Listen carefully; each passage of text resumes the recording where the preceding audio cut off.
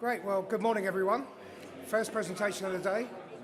Hope you're all excited as I am. My name's Steve Webster. I'm the sales manager for Safety Media. We're a health and safety e-learning company. And we want to do this presentation today to get you to think about conceptions of off-the-shelf e-learning, traditional e-learning as we seem to call it nowadays. So hopefully 30 minutes in length, maybe a bit less, so you can go and play. We can give you some time back. But as I say, we'll do a bit of audience participation. There'll be no reference to the word disruptive, I promise, in the next 25 minutes. There will be some 70s sporting cultural references, so look out for those. And a bit of audience participation as well, so hopefully you're ready for that. You've had your coffee, and you've got plenty of ideas that you want to share. Great.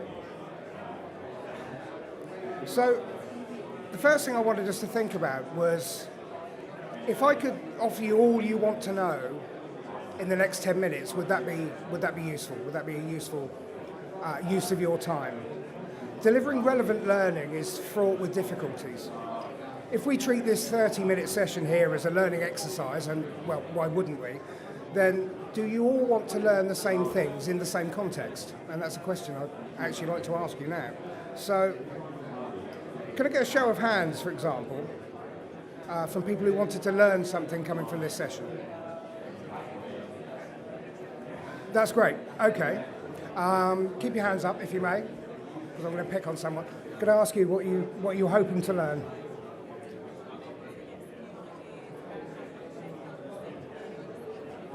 New ideas on how to make health and safety learning exciting. Okay, great. That's a nice challenge. Did anyone have anything different than that? No, it was all about new ideas. Okay, well that's great. Well, we'll just crack through this, then we'll have plenty of time to spare. That's great. And this was really the point that we wanted to get across, is that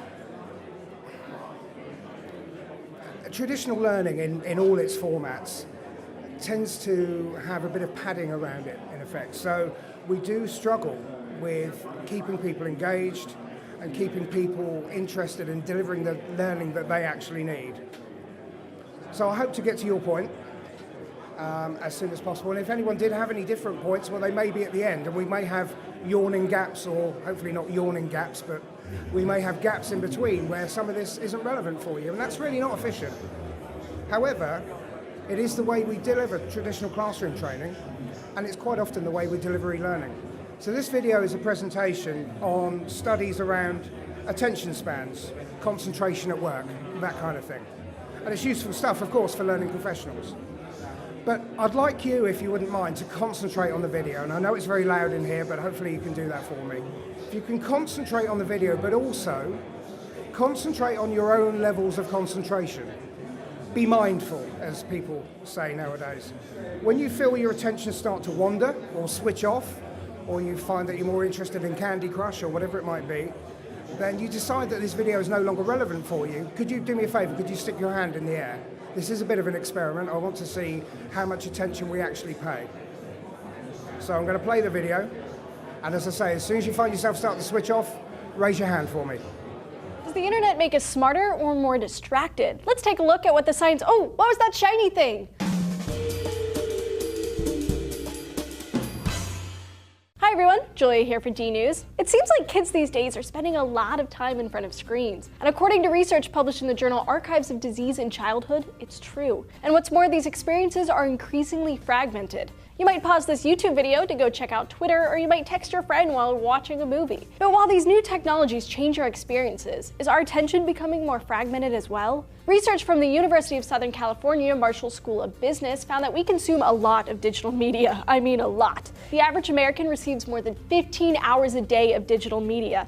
Everything from YouTube videos and Netflix movies to computer games and text messages. By the age of 7, a child born today will have spent the equivalent of 1 full year watching screens, according to a study published in the journal Archives of Disease in Childhood. That's basically spending a 7th of your life on the computer, or checking your texts. So what is this doing to our brains? Teachers seem to think it's nothing good. According to the Pew Research Center's Internet and American Life project, 87% of teachers think that technology creates an easily distracted generation with short attention spans. But the research isn't so conclusive. It may seem easy to assume, based on earlier studies on TV watching habits, that screen time does affect attention spans. A study published in the journal Pediatrics reports that for each hour of television watched per day at ages 1 through 3 increases the risk of attention problems such as ADHD by almost 10% by age 7. And that's what a few studies also show. Recent research from Microsoft, of all places, found that average attention span has dropped. 15 years ago, attention spans were around 12 seconds on average. Now they're around 8 seconds. Thank you. That's quite an interesting exercise. I wanted to see when we got to about half the hands up. And I didn't want those people that were right at the start to hold their hand up all that time. So thank you for grabbing my attention with that. This video is just over 3 minutes long, and I think we went through about half of it, maybe just over half. And according to studies, attention half-life for video, or half-life being when engagement drops below 50%, for a 3-minute video is somewhere around the 2-minute mark. So for this time of day, you've done quite well. It's held your attention. I feel this video is reasonably relevant in the greater context of what we do as learning professionals. But it just shows that when we're actually putting what I believe to be relatively relevant content in front of you, we still have a difficulty holding attention span for 3 minutes. It's not a long time. So what does this mean in terms of engagement in e-learning terms? If we think of traditional e-learning as video content, like we've just seen, woven together with reinforcement exercises or questions to you and I, then what does it actually mean? What sort of impact does this have? Now, I'm fortunate enough to have worked in the e-learning industry for many years, and I recall selling off-the-shelf learning in the year 2000, when a 15-hour, 20-hour course was something to be proud of. To give people, it was, never mind the quality, feel the width, as they used to say. In 2008, relatively recently, a 6-hour piece of e-learning meant value for money, is what we were looking for, was depth and breadth of content. But in 2016, as these studies have shown, we're faced with these sort of responses from learners and learning managers when we ask them to think about traditional off-the-shelf learning, or off-the-shelf e-learning. It's long. We'll touch on long in a minute. It's easy. We just click to the end. We just go to the test. It's boring, it's generic, it's irrelevant, it's dull. Well, it's surprising that we still have an industry in place, because there is so much preconception around what e-learning is like. And in the world that we live in at Safety Media, where we have to deliver relevant health and safety training to people to save their lives, reduce downtime, and generally make the world a safer place, it's kind of important to make sure you get all the points across. But most learners are e-learning savvy today. The first whiff of irrelevance or padding, and their attention, like yours all did here, heads for the hills. It's gone. And this is more the case, as we saw just then, with millennials. And on that point, at Safety Media, we've recently hired a graduate sales team for London. One of my team had to do a task the other day, and she described it to me as long. That task was long. I said, well, it only took you 15 minutes. I'm 45 years old, right? Bear in mind, there is a bit of a generation gap here. She said, yeah, but it was long. So it turns out the millennial version of the word long, it means boring, it means irrelevant, no immediate benefit. I don't know if you can see, but Urban Dictionary, where all the slightly less cool people like myself go to find out what the definitions of what millennials say are, they put to be long is to be annoying and aggravating. Something which is long requires too much effort. Okay. So I think that's actually a pretty good description of sometimes what we have to do when we're in a learning environment.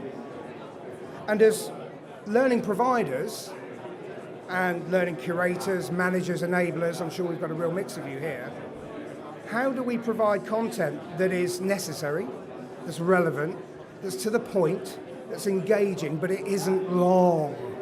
And that's a key point. Providing that to a wide range of learners with a wide range of needs. all without turning us also to the inevitably costly bespoke project as well. I nearly caught myself doing that. If I do it again, you feel free to laugh at me openly. Well, first we need to understand what people need to learn. We need to strip out the fat. This isn't just about pandering to the goldfish attention span generation either. It's about taking responsibility as learning professionals to go beyond a sheep dip approach. We, in fact, no longer make sure that our learning is so big that, yes, one size fits all, but unfortunately it fits like giant haystacks' overcoat. Now, if anyone did get that 70s sports reference, please do raise your hand or nod or whatever. To know this, we need to understand what learners need to be more productive, to be better in their job, and in our case, to be safer. So, hands up again. Who here takes responsibility for electrical safety within their organisation? Anyone take responsibility for electrical safety? Thought not. Hands up again who would need to know what to do if a colleague was electrocuted. Oh, there's some cold people in this room. Somebody else's job, right? Okay, but that's great. But we've already proved a point that 30 minutes of an electrical safety course is probably not relevant to a large amount of people within an organisation. So do we make them sit through 30, 35 minutes? Or do we say, let's pick the bits that you need. Let's actually tie that in with some other stuff that you might need to achieve. And let's create from all this content that we have available, instead of 30 minutes after 30 minutes after 30 minutes of content, let's create something that's specific to your role, your needs, your training needs analysis, whatever it might be. And let's do that simply and effectively so that we deliver the maximum learning with the minimum amount of padding. Don't want to do too much of a product pitch, but because that isn't what this is about. But we've started to think about this in health and safety terms. Now, depending on the sort of learning that you do, well, the sort of content that you study, if you like, this approach may or may not be new to you, but certainly when it comes to mandatory training, the idea that you can strip the fat out of mandatory training has been an anathema for a long time, but there's no reason why you can't do that. So Safety Media have released, or we're launching today in effect, our course creator tool, which will take over 80 topics, 40 to 50 hours of content, and give you the control back to create courses specific and relevant to your learners. Now, I'm a great believer that, standing up and talking about these things is great. When it's a one-way audience, it's not that much fun. And as we're an electronic learning company, we should probably explain it better with a video. Have you ever sat through off-the-shelf courses and cursed how much content is irrelevant to your business? Do you wish you could just delete those sections and add something more relevant? Well, now you can with Safety Media's Course Creator tool. Create your own engaging courses, but use off-the-shelf content, ensuring accurate messaging and saving you precious time and money. Safety Media's Course Creator will enable you to use snippets from standard off-the-shelf Safety Media courses and create your very own running order playlist. Ensure relevancy to job roles, workplaces and individual needs in just 5 simple steps. Simply drag the subjects you want to include, pop on a self-test to prove comprehension and publish. It really is that simple. No design work, no complicated research, just your course curated your way. For more information about the Course Creator, contact Safety Media on 01745 53 5000 or visit www.safetymedia.co.uk/Course Creator. Just before we kind of wrap up, because I did promise you that we would compact this down to make it as relevant for you as possible, but let's just check. Have we got you thinking about the challenges of off-the-shelf e-learning and how you can start to potentially break them down? Does anyone have any questions around that perhaps we can take? Okay. Great. Well, hopefully we've given you some food for thought, that we've actually started to get you to think about how you can make things relevant, compact things down, but still deliver the right amount of engaging e-learning. So when it comes to what Safety Media do, well, hopefully you can come over and find a bit more about us over in the little stand that we have over there in the corner.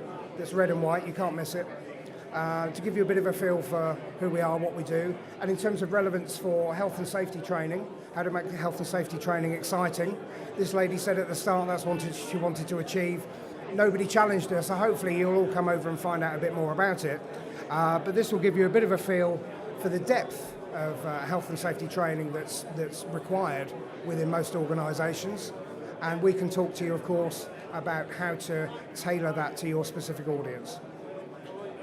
So if you have no further questions, we'll let you run and play and have 10 minutes back to yourself, and thank you very much for your time.